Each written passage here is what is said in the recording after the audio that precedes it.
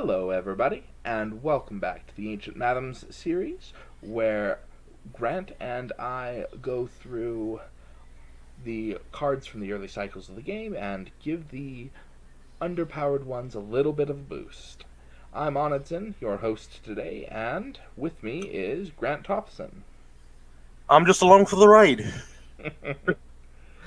And our first card today is the hero from the Hills of Emmanuel, Bran, son of Bane, the 10 cost, 2 willpower, 3 attack, 2 defense point, 3 hit point hero with ranged and a response after Bran, son of Bane attacks and defeats an enemy engaged with another player, choose and ready one of that player's characters.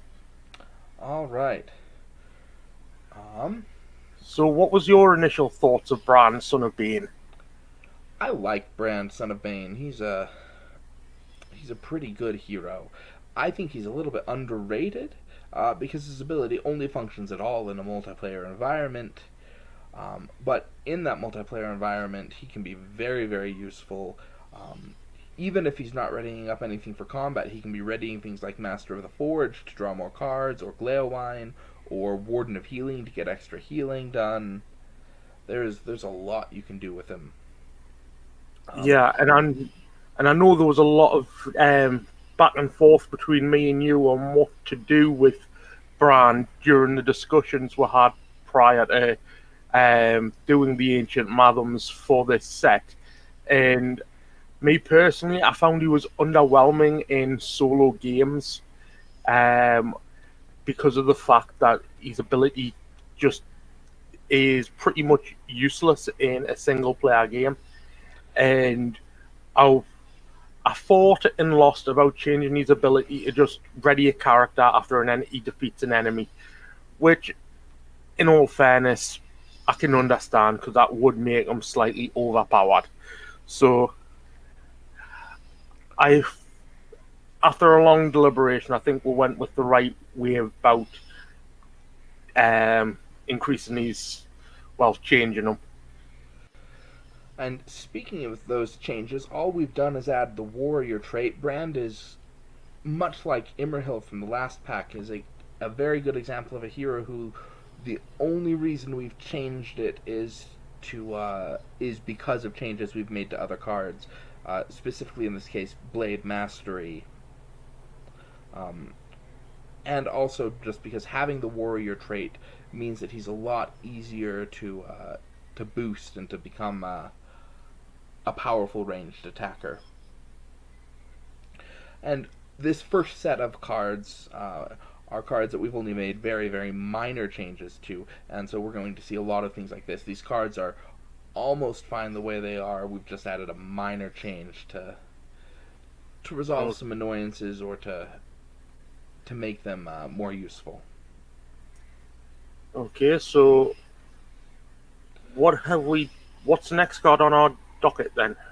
The next card is Support of the Eagles, 3 cost Tactics attachment attached to a Tactics hero, and then you exhaust it to choose an Eagle ally, and you add that ally's attack or defense to your own, which is an incredibly powerful effect, and one that really kind of for a long time solidified Tactics as the dominant combat sphere, I think. Oh, definitely. Especially when you had Eagles of the Misty Mountain with 10 eagles under it. At that point, you're just getting. It's just overkill. Yeah, pretty much. So, at first glance, this card doesn't need a boost at all.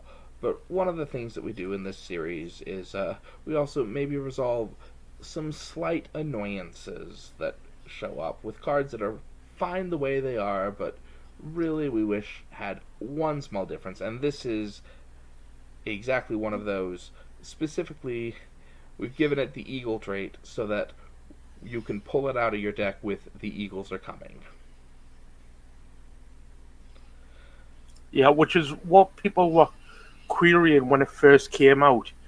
Eagles, support of the Eagles had the Eagle trait, yet support of the Eagles didn't. So, You mean the Eagles are coming had the trait? yeah, that's the one.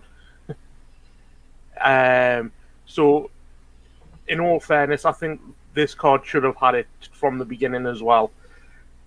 I just don't know why they didn't do that. Just a minor quality of life change there. Yeah, Um, and the next card up is Melindor's Flight. The zero cost event, choose an eagle ally, return that character to its owner's hand. So, what did you think of this card? well, for a very, very long time, this was just a dead card. Just dead. Yeah, There's no reason to play this card, with the possible exception of the Descendant of Thorondor, but there are so many better ways to do that, especially the zero cost tactics attachment Born Aloft, which already was pretty useless, but at least had some use cases. And anything you might want Meneldor's Flight to do, Born Aloft could do just as easily. right. So, what did we do to change it? Um, well, the first thing that made it not a dead card actually was a rules change.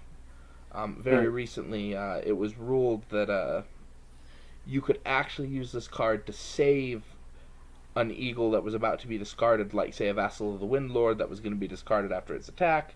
You could use this card to pull that vassal back to your hand, so you could play it again next turn instead of discarding it.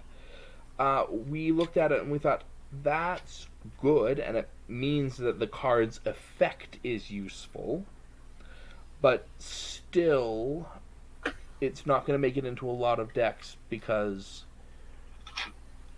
it's going to be it's still going to be hard to justify the space for when you could be doing far more impactful things. And so we've just added a cantrip ability. You return the Eagle Ally to your hand to draw a card. Yeah, and before people start saying, yes, we have added a lot of draw cards to the game.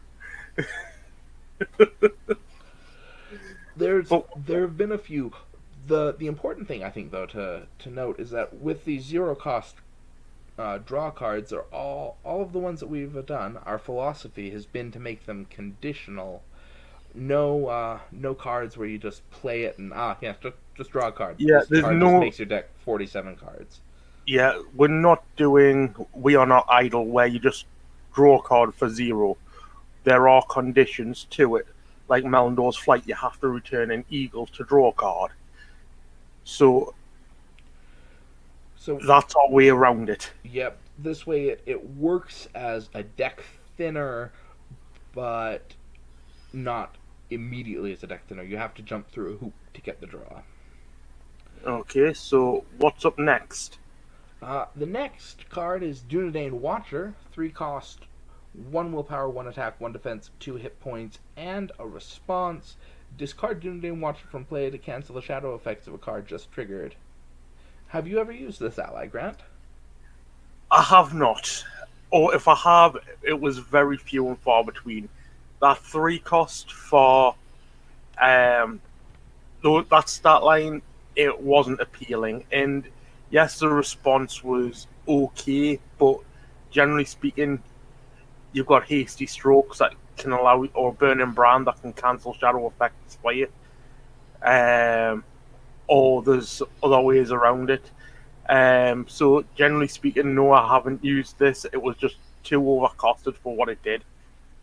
How about yourself? I actually have in one of my experimental deck building runs when I ran a Dunedain Fellowship.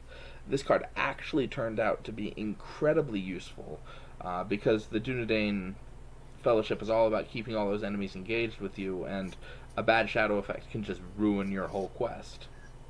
Yeah.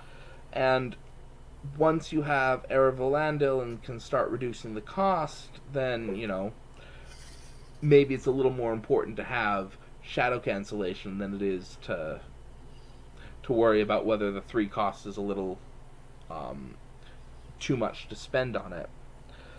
Yeah, But even outside of that, but even in that context, 3 cost was an awful lot to be paying for this effect, especially where you're discarding the ally for that effect. yeah. I mean, even but like you were saying, the era of Valandil didn't really come out until what, five cycles after the Dunedain Watcher came out. Yeah. So going back to the core set context, it was overcosted for what it did. I mean, even changing one, even changing one of the stats or the wording on Dunedain Watcher to make it more viable would have possibly enticed people to play it more. What did we end up doing with it, Grant? We ended up reducing the cost, so it's now 2 for 1s and 2 hit points, and the same effect. Discard Dunedain Watcher from play to cancel the shadow effects of a card just triggered. Yeah, we toyed around with the idea of boosting your stats, but at the end of the day, we decided that if you're going to discard your ally for an effect, you want cheap allies to discard, because expensive discard allies have got to be really, really good to justify their cost. Yeah, definitely. And the last card on the docket is the Dunedain Cache. The 2-cost attachment attached to a hero. Attached hero gains ranged, and the standard Dunedain action pay 1 resource to attach heroes to attach Dunedain Cache to another hero. It's overcosted. That's all I have to say about it. It's a fine effect, and it's overcosted. And so definitely overcosted. No two ways about it. I actually like the fact that it gives you ranged, because I generally play two-handed or multiplayer. So this card I've played in a few decks, but it is seriously overcosted. And so we've just dropped it down to 1 to make it in line with all of the other Dunedain attachments. It now is occupying a little bit of the same space as the Rivendell bow from a later cycle, but we figured that the fact that they're in 2 different spheres and that the Rivendell bow also offers an attack boost would be enough to differentiate them. And plus, the Rivendell bow has a restriction to Noldor and Aragorn, I believe it is, or Noldor, Sylvan, and Aragorn. That is absolutely the case. So potentially you could put this on a dwarf and have them shooting across the table, which was one of my favorite tricks. Yep. One of these days we'll build a deck that puts it on Tactics Mary and just readies everybody. All right. And that is all of our quick and simple card changes. We're going to move on to our next segment where we actually go into the cards that got a great deal more attention. And welcome back, everybody, to our next segment, in which we'll go through the cards from the last 3 packs of the Shadows of Mirkwood cycle that we felt needed a bit of a closer look than the small tweaks we just covered. And the very first one is probably the highest profile card out of the entire Ancient Mathoms project, except for the nerf to Steward of Gondor. Would you agree with that assessment, Grant? Wouldn't. I definitely would. This one's got a lot of attention over the course of the couple of months that we've done this, been doing Ancient Mathoms. Yep. Getting it sorted. And this one's received a lot of love and hate. Amen with that. And right, it is. Let's bite the bullet and get right down to it. We nerfed Dane Ironfoot. Yeah, Yes. Alright, you want to go over the original version, Grant? Yes, I will. He's 11 cost, 1 willpower, 2 attack, 3 defense, 5 hit points. He's a dwarf, and while Dane Ironfoot is ready, dwarf characters get +1 attack and +1 willpower. A global effect. So it's not just dwarves you control, it's every dwarf. I mean, I'm I don't think I'm exaggerating to say that Dane is very possibly the most powerful hero in the game. I can quite get behind that one. Um, just in terms of what he brings to the table, assuming that you're running dwarf decks. Yeah, imagine 4 players running dwarf heroes and then the dwarf decks. Um, That's a starting boost of willpower by 12. that's just insane. Yeah. And it's almost entirely based off the strength of this card that dwarves became such a dominant archetype in the Oh, early life of the definitely. game, and are still today. The dwarf storm is still one of the most powerful archetypes the game has to offer. Yeah, I mean, they did do the new version of Dane, the spirit version, but that left people saying that the dwarves were underpowered if you didn't use purple Dane. Overpowered if you use them, underpowered if you don't. Yeah, It's, well, that's a problem that we're hoping as we go over the life of this project. We're hoping to remedy, and that starts weirdly enough with a nerf to Dane Ironfoot. okay. Do you want to go over the nerf? Sure, we've changed his ability to be an action exhaust Dane Ironfoot to give each dwarf character +1 willpower and +1 attack until the end of the phase. Limit once per phase. So it's very, very much like the original. You can't use his action because for his stats because you're going to be using it to. You need to have. Well, the original you need to have him ready. With our version, you need to exhaust him to use the boost.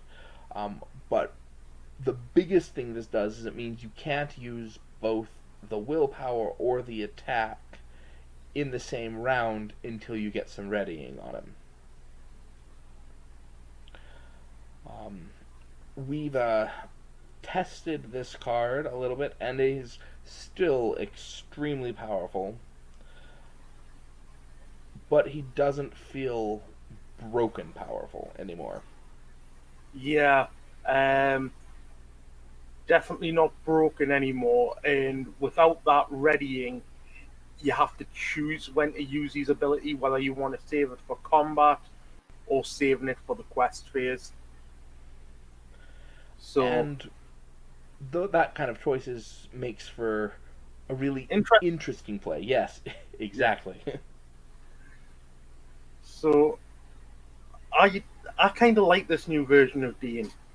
He's more tactical. You've got to be more tactical when you use his action.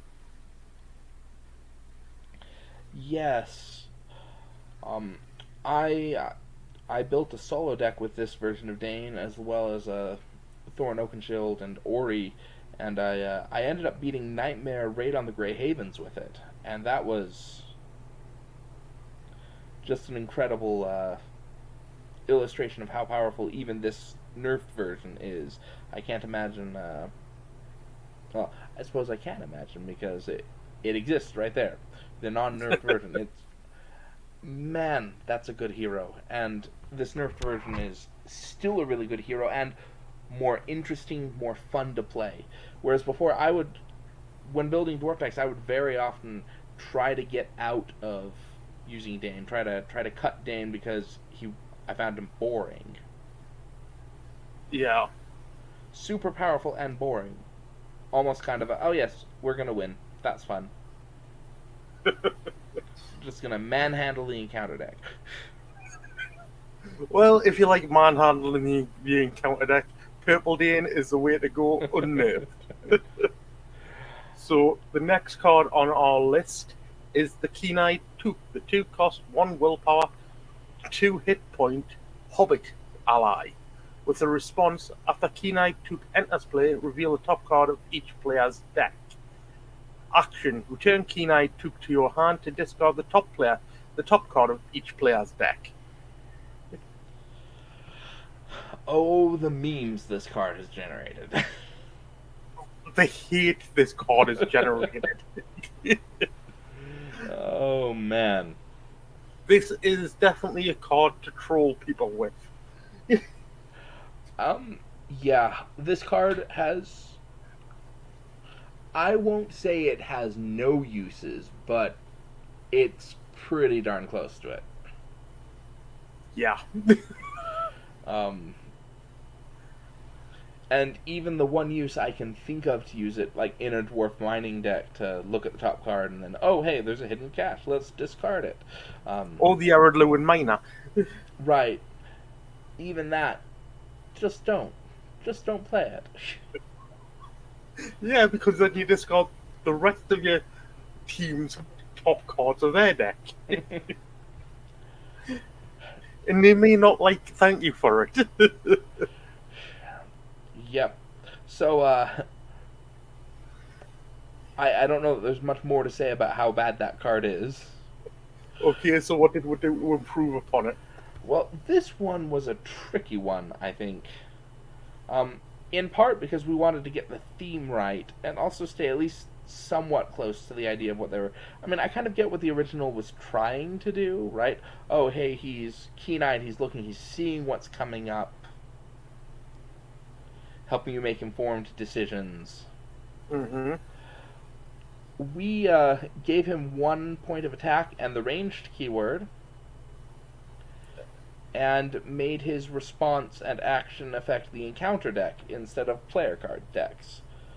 So still keeping in that original theme of a keen-eyed hobbit who's got a good idea of what's coming up, but applying that to the encounter deck instead of everybody's deck. And if you really don't like what's on top of the encounter deck, pull him back and discard it. Okay. What do you think about it? I actually like that version of the Keen-Eyed Took. Be interesting to play with them when we get that far in our progression series. Yep, and someday, very far down the line, we'll get access to Tom Cotton, and suddenly he'll be a 3-attack ranged ally on the turn he enters play, and that's pretty good. Definitely. So I think we've got an event next. Absolutely. Dawn Take You All is a 2-cost leadership event, played only after shadow cards have been dealt, but before any attacks have resolved, and each player can choose to discard a face-down shadow card from an enemy with which he is engaged. Okay, and what was your thoughts on Dawn Take You All? I want to like this card. I can't, but I want to. I want to like card. Okay, so what, in your opinion, what's wrong with this card? 2 things. The first is how restricted it is. It's really only worthwhile if everybody's got an enemy engaged with them. And the second problem is that you're paying 2 costs to discard a bunch of shadow cards where you have no idea whether they have an effect or not. Okay. It's especially compared to spot shadow cancellation like Hasty Stroke. Say, sure, maybe there's 4 enemies on the table. Let's set up the perfect situation. There's only 4 enemies on the table, and each player is engaged with only 1 enemy. You play this card, everybody discards their shadow effects, and maybe it turns out that only one of those cards actually had a shadow effect. That's kind of a feel-bad moment that you've spent 2 resources for nothing. Well, you never know. That shadow effect could have been something really diabolical that would have wiped the board of allies. Sure, it could have been Sleeping Sentry. Exactly. But even worse is, say, same situation though, except for one player's got 2 enemies and 2 players have 1 and then one has none.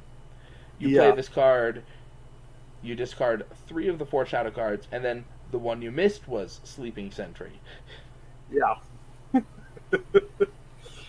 I can understand that. So, what have we done to make this card better? Um, well, we have removed that restriction on enemies engaged with you, so each player can just discard a card from any enemy, and we've made it so that you flip when you play it, you flip every shadow card in play face up. Not only I think is that a thematic win for Dawn Take You All, but it also allows you to make informed decisions about what shadow cards you're discarding. You're still going to have times where you play it and none of the enemies had shadow effects, and you're going to feel a little stupid for wasting your resources. But when there are shadow effects, this makes it at least that you're guaranteed to be able to discard the ones that are going to ruin your day. Yeah, Sleeping Sentry, Sleeping Sentry. Hummer Horns. Oh, good heavens. Hummer Horns. From the new Sands of Harad. It's not new anymore, I guess. From the very recent Sands of Harad cycle, the Enfeebled Treachery, defending player cannot ready. Yeah, and there's a load more like it that just when they come out, you're thinking, "Where's my hasty stroke?" or Burning Brand, or something that can just cancel those nasty effects. And yes, I am aware that Burning Brand has been errated to restricted and exhaustion effect. And Um, let's be honest, if the designers hadn't already done it, we'd have done it for this project too. I might have left off the restricted part of it, but I definitely kept the exhaustion there. Yep. And So between this and the Dunedain Watcher we just did, leadership is becoming a sphere that's got quite a few options for shadow cancellation. yep. And next up, we have the Rear Guard, the one cost event. Discard a leadership ally to give each hero committed to the quest +1 willpower until the end of the phase.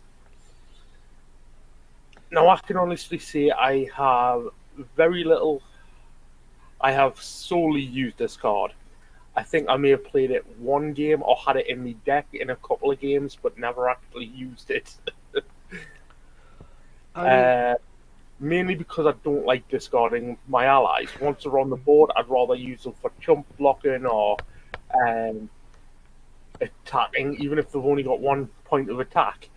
That's what I prefer to use rather than discarding. But right. that's just my opinion. I mean, you could probably build a fellowship in 3 or 4 players where this one card gets you plus 10 willpower or so. Yeah. But that almost feels like it takes so much setup that it's not worth it. And especially you know, in much more common situations, this card is going to be giving you 3, 4 willpower, maybe at the cost of an ally. It's hard to justify, especially when maybe the effect's okay for the cost, but it's hard to justify the slot in your deck because you could be you could pull rear guard or you could be pulling sword that was broken Or sneak attack. or sneak attack or something else like it. So, what does the new version of Rearguard do? So the new version we've kept the cost, kept the discarded leadership ally. Um, we've just expanded the boost to reach all unique characters committed to the quest instead of just all of the heroes committed to the quest. Okay. So this can, if you're running a fair amount of unique characters, this can be a rather significant increase. And especially if, say, the leadership ally you were discarding was a snowborn scout or a squire of the citadel. Yeah. It's like a one-time Arkenstone. Exactly. Very, very much like that. So that could be quite useful. We may say you played in a few games.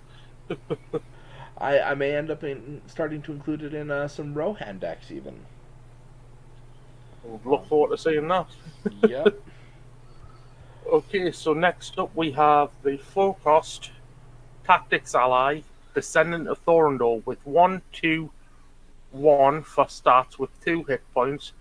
Descendant of Thorondor cannot have restricted attachments. After Descendant of Thorondor enters or leaves play, deal 2 damage to any enemy in the staging area. Thoughts? Um, he's always been just a bit too expensive. And Hiragon gave him a little bit of a boost, being able to apply that cost reduction, get him down to 3. And Radagast's, the new hero Radagast has really given him a new boost here, but still he's difficult to get working exactly right, and especially at 4 cost when compared to some of the newer Eagles that are thematically similar. He's just a little bit out of his league in terms of cost. His ability's quite nice though, the ability to deal damage. And yes, it's only 2 points, but when this card was released, we were coming up to an area where you had a lot of 2 hit point gobbles that you had to take out. So if you got swarmed, you could literally sneak attack Descendant of Thorondor in, and at the end of the phase, he'd come back out, and there's 2 gobbles dead. Absolutely, but only if you could catch them while they were in the staging area. True, but if you're doing it during the quest phase when they've been revealed, like and on a surge train, That's true. Oh, those surge trains. oh yes. Um, but to give him a little bit of a boost, we've reduced his cost to 3, which for stats and ability is about where he should have been.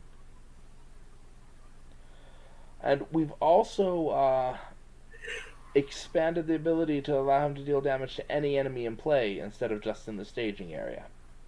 Yeah,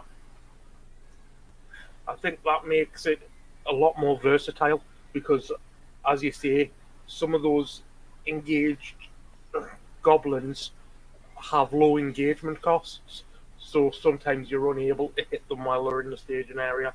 It's alright if you've got a big troll there that you just can't hit, but when you've got swarming little minions, there's just no way of dealing with them quite effectively with the Descendant, so this makes it a little bit more viable. Absolutely. I don't have much to say about this other than What we've already said. exactly it'll make the modern Eagle deck even better than it already is. Okay, next up we have the 1 cost Tactics attachment, Song of Mocking. Attached to a hero, exhaust Song of Mocking to choose another hero. Until the end of the phase, attached hero takes all the damage assigned to the chosen hero. I loathe this card. There is only 2 good targets for Song of Mocking, and that's only if they have a Citadel plate on them, and that is Gimli and Glowing, or Gloin, however you want to pronounce them. It's a very, very niche card. Definitely. A card I've never played because it's so niche. Absolutely. I mean, I don't really have much more to say about it. It's very, very hard to get working, and it's hard to justify including in your deck, unless you're running Glowin or Gimli and you have explicit plans to use it. But even then, maybe there are cards that do the same thing, only a little bit better. I'm looking at. I'm quite surprised you didn't. I'm quite surprised you didn't use this in your Lofendal Walks to Mordor. It doesn't give me any hit point boosts. I have no reason to. No, but taking damage for, say, Beravor or one of your other heroes instead of them dying. Maybe. But then you would. Go ahead. But then you wouldn't have. But then you wouldn't have the shenanigans with Fall Gilgalad. Let's be honest. That was half the point there. Yeah. So to boost up the Song of Mocking, we've actually changed that action to a response. When a hero would take any amount of damage, exhaust Song of Mocking to place that damage on the attached hero instead, it's still going to be a niche card. I don't think there was any way to change that without fundamentally changing the way Song of Mocking worked and giving it a completely different ability. Um, but the ability to do it when a hero takes damage means that this can be used to save a defender instead of, oh hey, I want to build up damage on this hero. You could say, I'm running Baragond and he has 3 damage on him because some stupid Balrog attacked for more than his defense, and he's about to die and I don't want to lose him. Song of Mocking will put that the last 2 hit points that would have killed him onto somebody else. Okay. What do you think about it? What do you think about the new version? I think the new version has a lot more potential. And as you said, I think it's going to be quite useful in taking on like the Balrog or some heavy hitters that you may not quite be able to just take. But it's definitely still a niche card. Absolutely. And through the course of our progression series, as we test these cards, we'll see if it ends up being a little bit too niche, and we reserve the right to come back and revisit it if it turns out that our adjustments have not had the desired effect. Okay, moving on to the Riddermoth's Finest. The 2 cost 1 willpower, 1 attack, 0 defense, 2 hit point creature of Rohan with the action exhaust and discard the Riddermoth's Finest to place 2 progress tokens on any location. So what's your thoughts on it? Well, I rather like this card. Under most circumstances. The annoying part about this card is that exhaust and discard requirement. It means that if you think you might want to use its ability this round, it's sitting there doing nothing. And if, after staging happens, you decide, no, I don't want to exhaust and discard the Riddermark's Finest, then you've wasted its action. It's a 2 cost for an ally that sits there until you find a location you want to use it to clear. That said, I have used it to very good effect in a number of different situations, so it's not useless, it's just annoying. Yeah, I mean, I compare this to the Westfold Horsebreaker, which was basically the same stats, but exhaust to discard to ready a hero. I don't know why they just didn't do discard the Riddermoth's Finest to place 2 progress, the same as what they did with the Horsebreaker. That would have let you use its willpower or its attack, either or, and then still later on at the end of the phase discard it and clear that location. Exactly.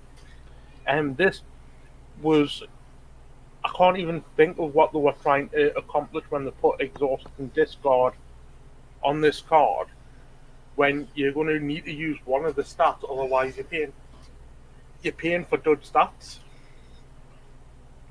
And so, as you might be able to tell, spoiler alert, everybody, that is exactly the change we made.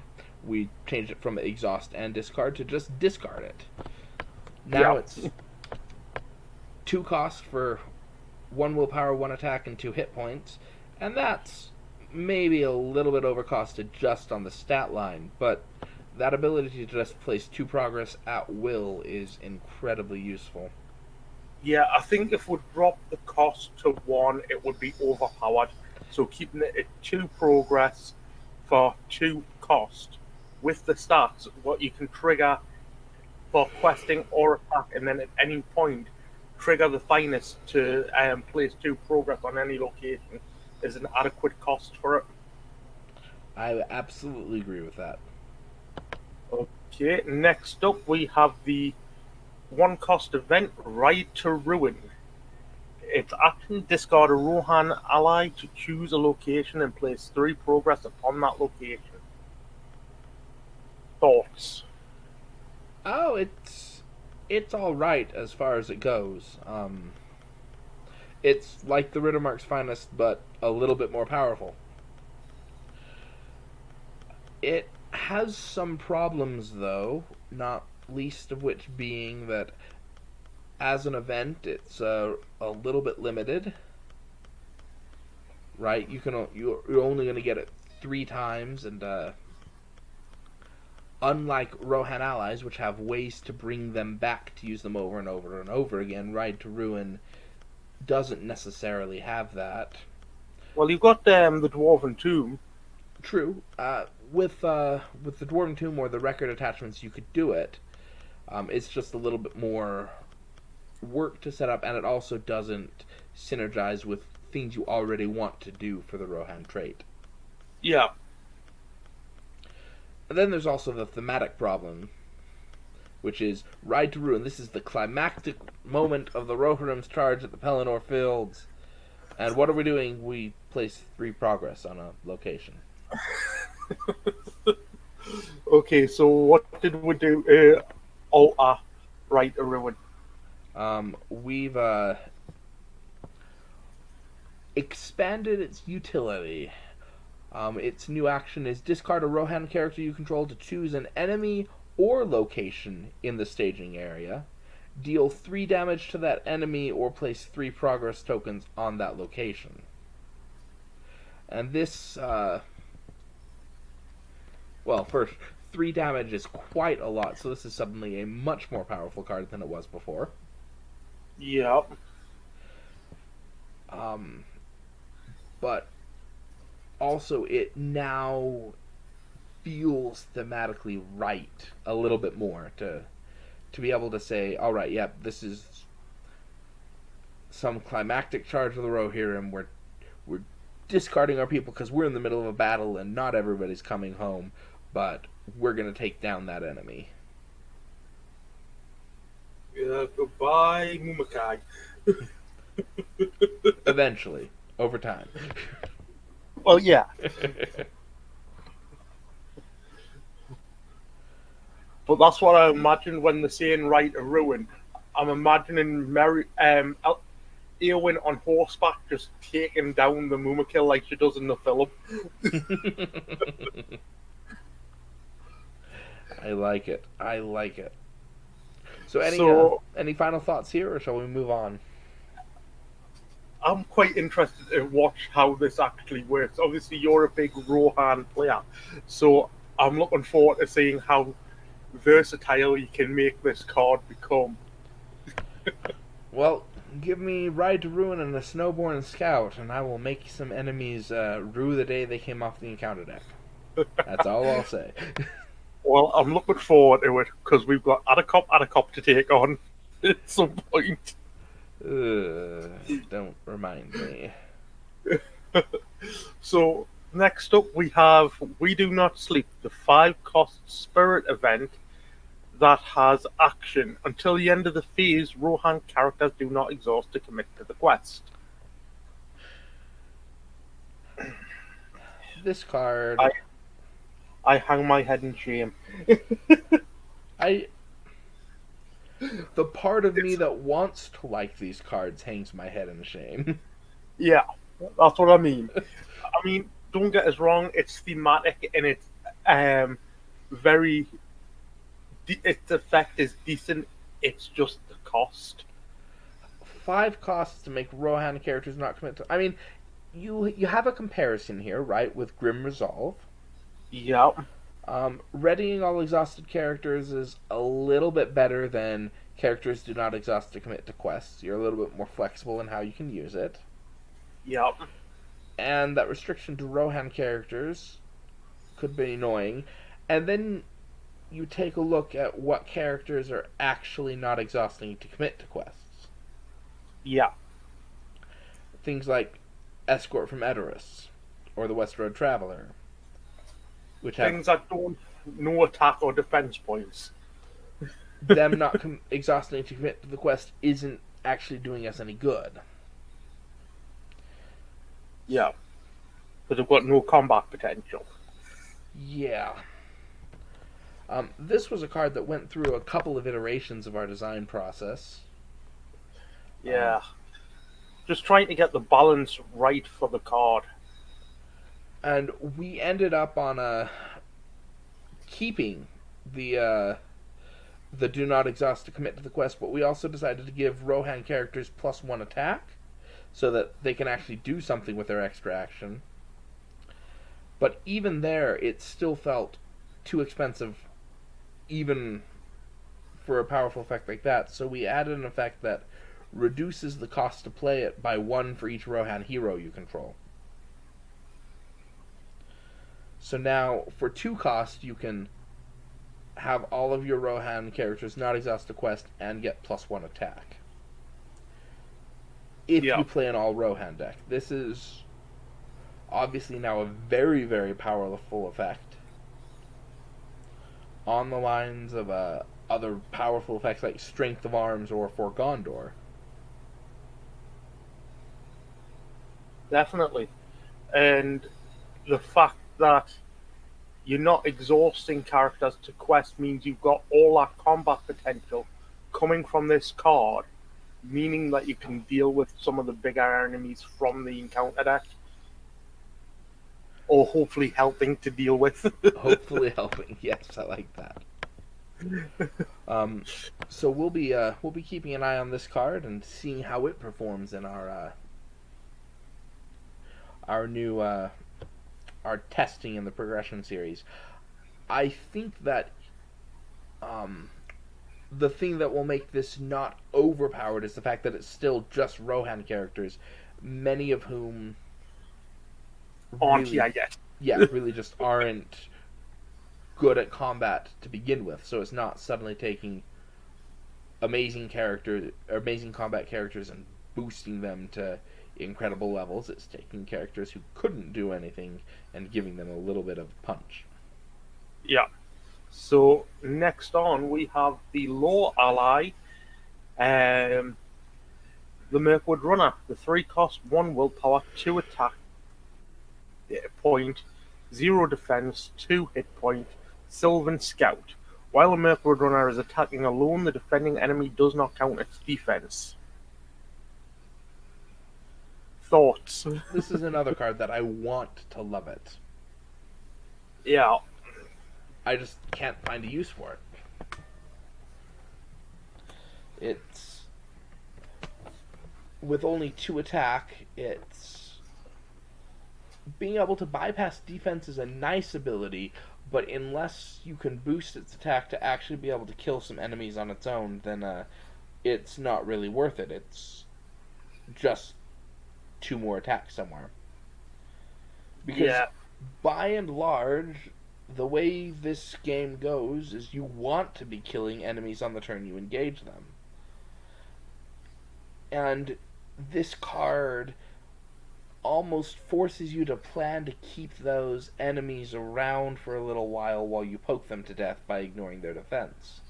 yeah. Hitting them with Mr. Pointy.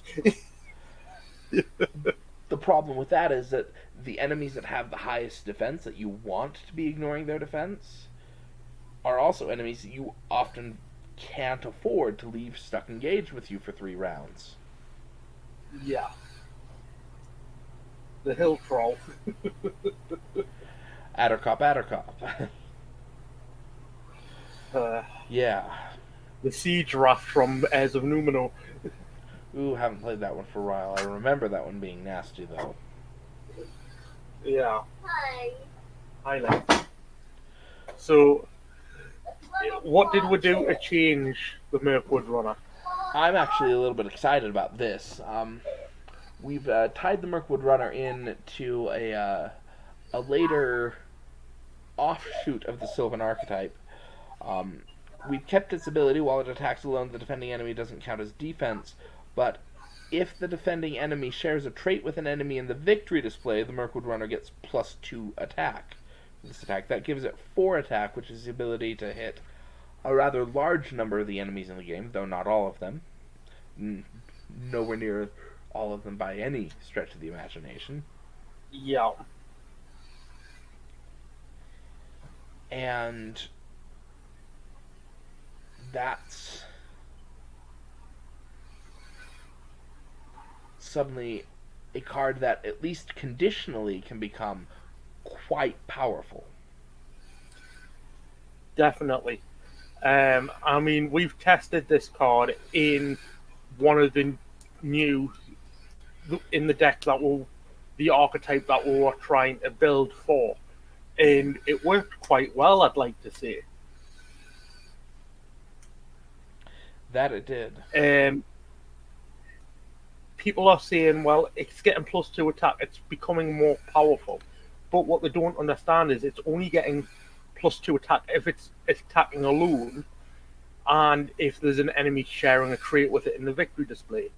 If there's no enemy, if it's attacking in a group, it's still just 2 attack, even if there's an enemy in the staging it in the victory display with the same trait.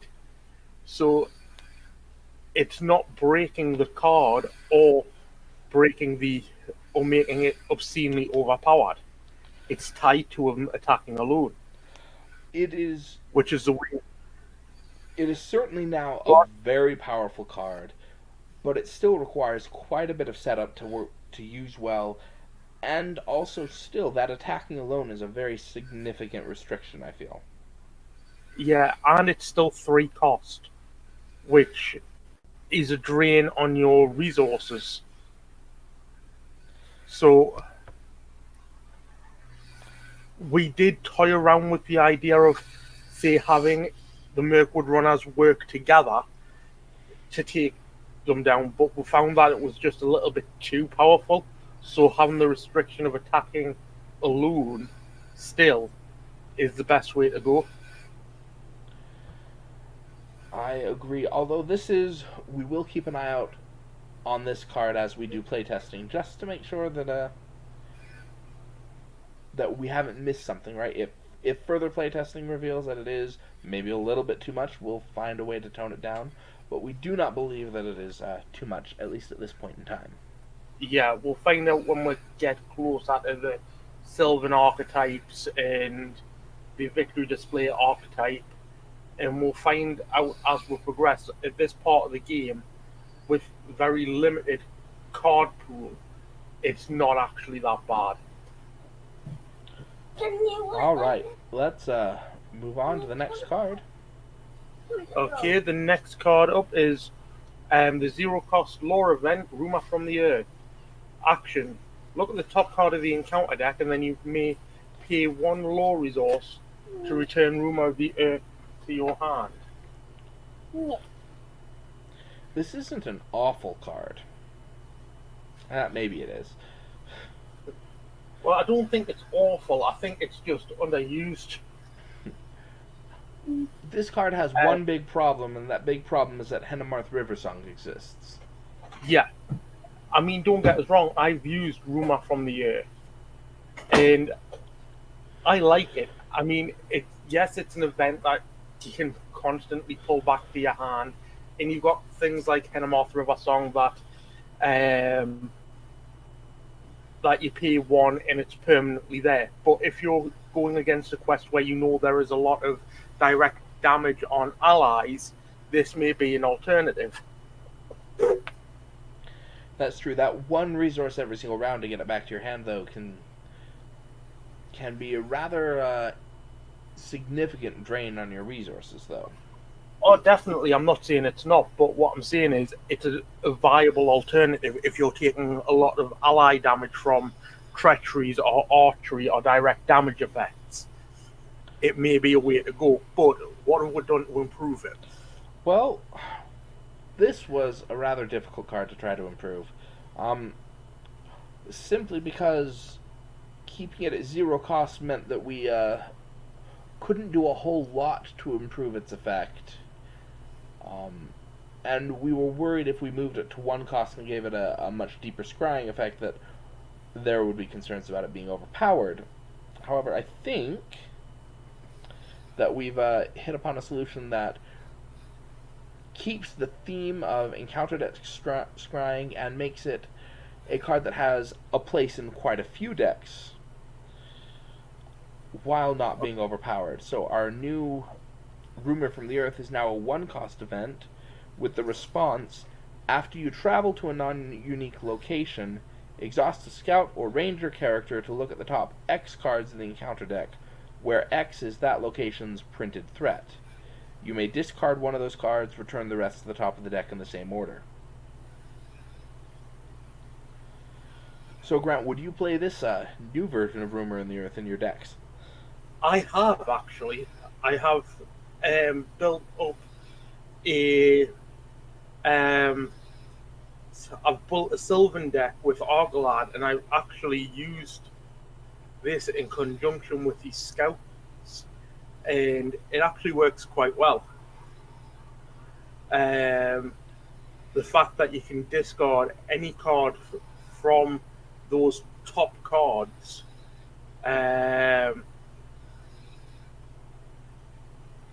and the availability that that leaves, because I took them through Nightmare Journey Along the Anduin, and I ended up discarding a Gladden Marshlands, Oof. which, as you know, is a 10 threat location. So I was able to bypass that by just straight up discarding it. Wow, very nice. Very Yeah. nice indeed.